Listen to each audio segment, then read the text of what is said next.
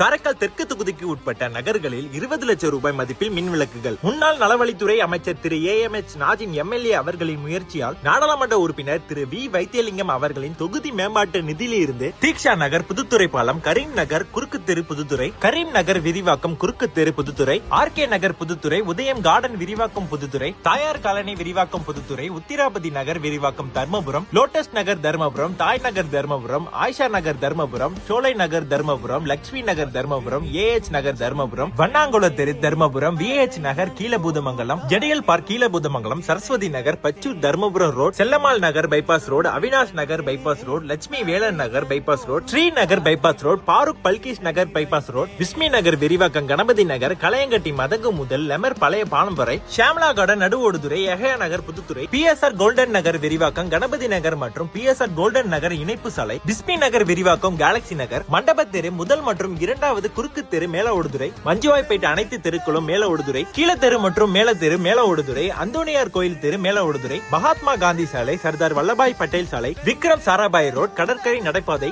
மற்றும் அரசலாறு 2 பாலங்கள் ஆகிய பகுதிகளில் 20 லட்சம் ரூபாய் மதிப்பிலான மின் விளக்குகள் அமைக்கும் பணி தொடங்கப்பட்டுள்ளது. இதற்கான பூமி பூஜை நிகழ்வில் அரசு அதிகாரிகள் மற்றும் பொதுமக்கள் பலர் கலந்து கொண்டனர். இந்த திட்டம் தங்கள் பகுதிக்கு மிகவும் பயனுள்ளதாக இருக்கும் என மகிழ்ச்சியை தெரிவித்து பொதுமக்கள் சட்டமன்ற உறுப்பினருக்கு தங்களது நன்றியையும் தெரிவித்தனர்.